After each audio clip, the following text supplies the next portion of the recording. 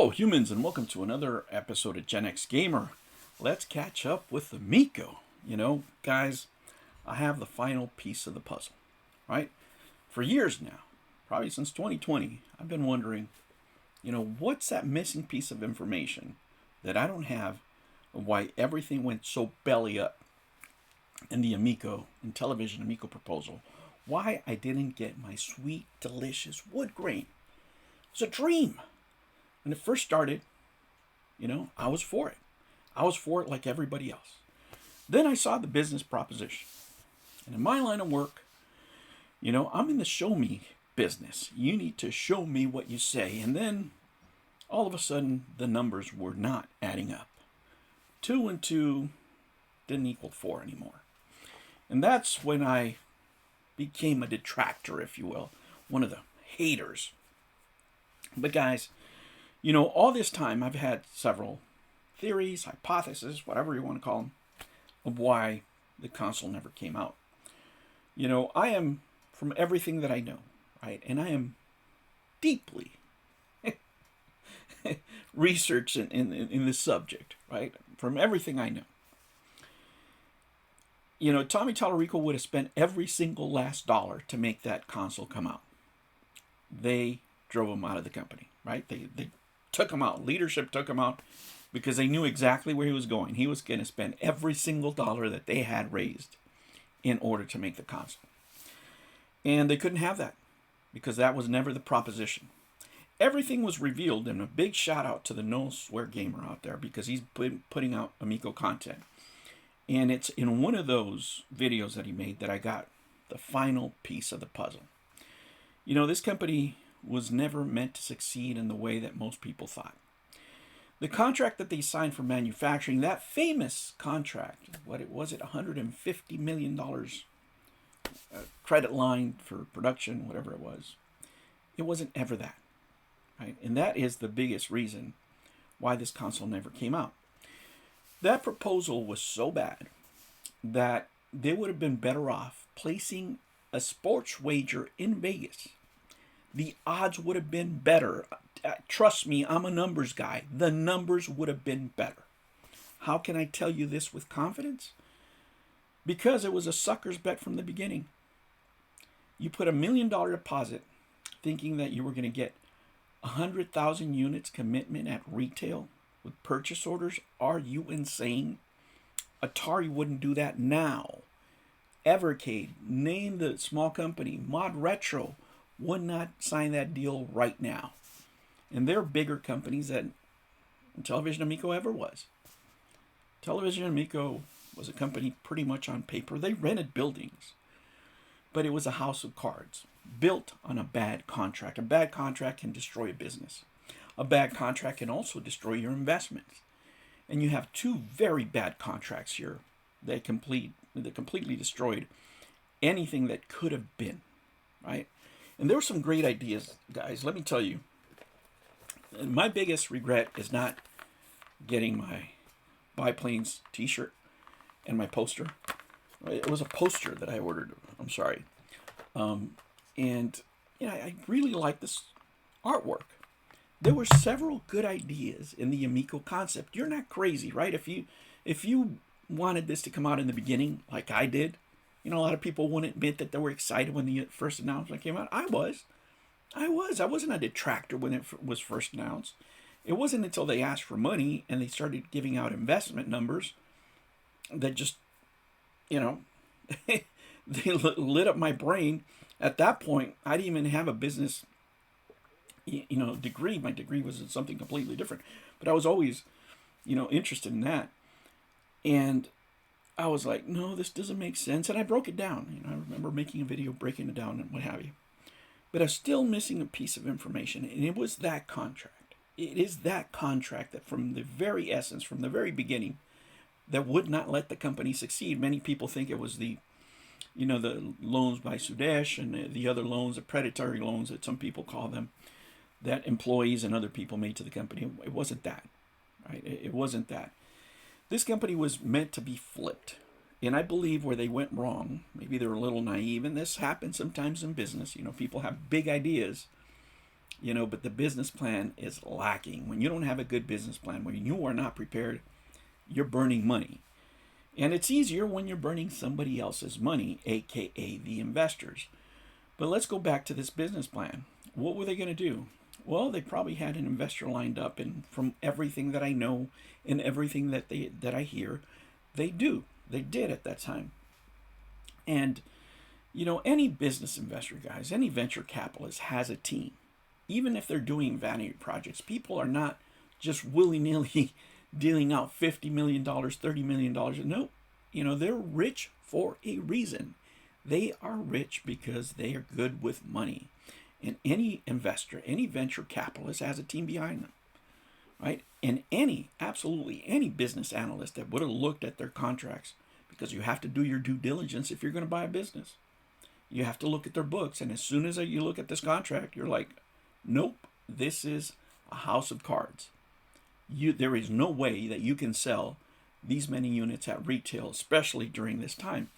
And it's not that, it's not only that it was COVID and all that stuff. No, I mean, this is the kind of deal that you sign when you already have the commitment in hand. You get the purchase orders first, and then you go make the deal with the manufacturer. You don't give $1 million based on a bet like this, and the manufacturers are just licking their chops because the analyst on their team is just licking their chops, going, there's no way they're going to hit this number. This is free money. You're giving me $1 million because there's no way you're going to hit this. There's nobody out there during this time where the government's giving you money, you're buying assets, you want to get stronger as a company, that you're investing this much money in an unproven idea, right? You want to stock what sells. You want to buy Nintendos. You want to buy PlayStations. You don't want to buy some console nobody knows about, right?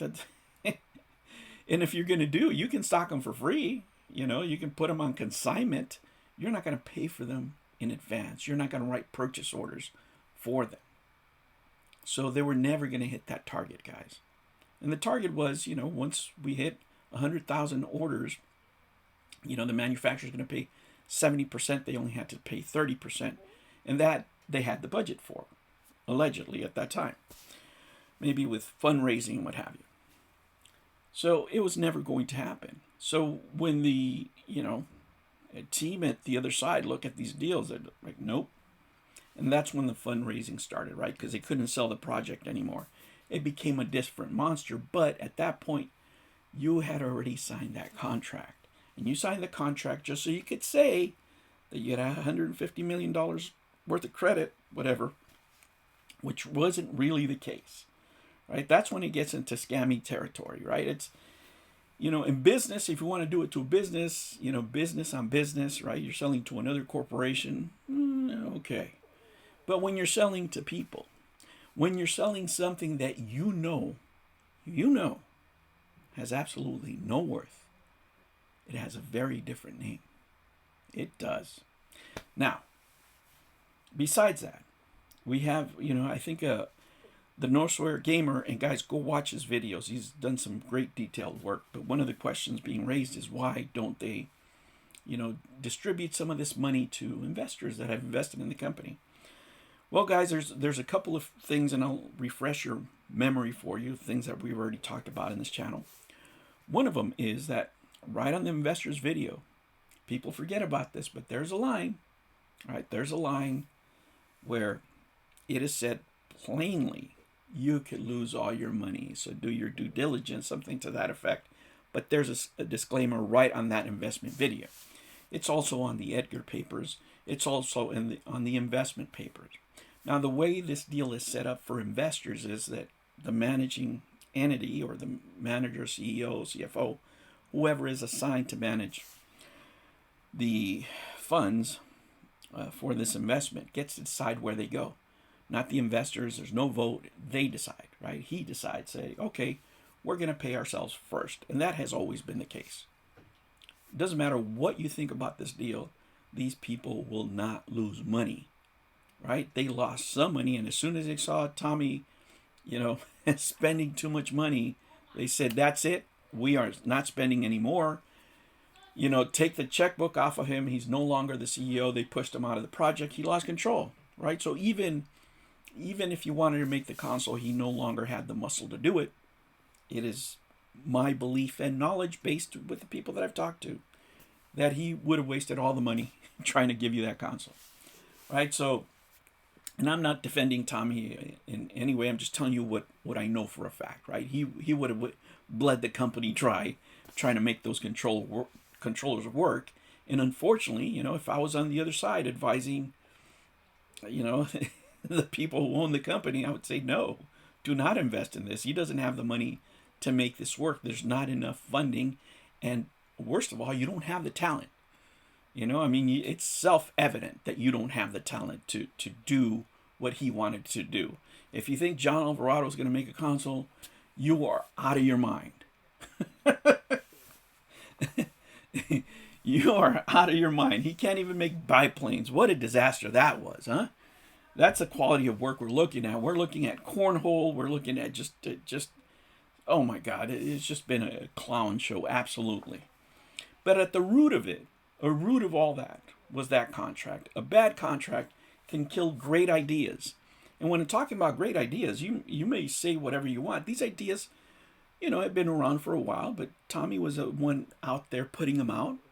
This Playground Next, whatever it's called, outsold the Xbox.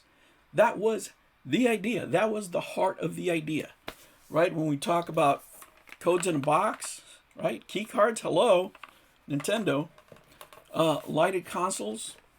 Consoles are lighted right now. The ones that are coming out. The Steam Machine, the new one, is going to have lights to communicate, right? They're not, ideas that only one person had, but he famously put them out there. Having only one cartridge so two people can play, right? That's the next Evercade handheld is going to do that. So a lot of the ideas that he proposed are already being done. They also Nintendo did them.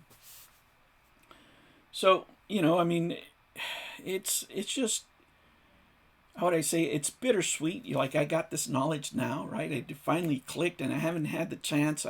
Guys, I've been so busy. I'm working on this huge project, right? I'm telling you, it's a project of a lifetime, right? This project will define my career in my industry. So I haven't been able to make videos, delving deep. But I'm glad that No Swear Gamer's making them out there, so I can get these pieces of information. I had some time today. Right now I'm sorting Pokemon cards. My grandson says he's too mature for them, so I want to save that collection for him, so that's what I'm doing right now. And trying to keep the baby away so it doesn't create a mess. So yeah, guys, I've been quite busy, but I'm glad that I was able to put, this final piece of the puzzle together. I feel sorry for investors, I really do. But you really have to make sure that you read your contracts. And if you can't read them, hire somebody to read them. Be surprised how much money you can save by paying an attorney, paralegal, whatever. Spend $300. Those $300, $500, whatever it is, will save you thousands, if not tens of thousands in the long run by not letting you sign things that are not to your benefit. This was never, ever an investment deal. This was never, ever going to be 10x. And it's not because of all the reasons that I gave you that they couldn't sell as many consoles as they said. They had to say that because the line of credit, quote unquote, depending on them selling at least 100,000. So then we're talking about millions,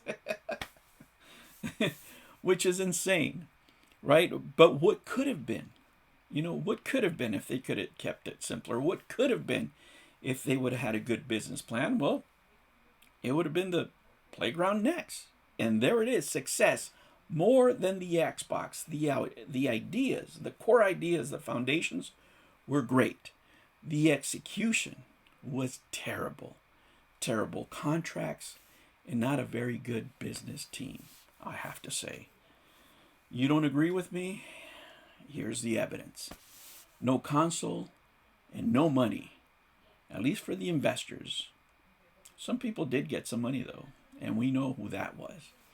All right, humans, thank you so much for joining me. I appreciate it, guys. If you want to know more about the Intellivision Amico saga, The latest, you can go to the No Swear Gamer. He's got videos out there if you want to look at, you want to go down the rabbit hole. I have a playlist. You can start from the beginning and just go crazy on that. It is quite the story. It is quite the story. But guess what? I'm making another Tommy video here pretty soon because I've been watching Tommy. I've been watching me some Tommy. That's all I say. That's all I say for right now. But that's a story for another day. All right, humans. I will catch you on the next one. Take care.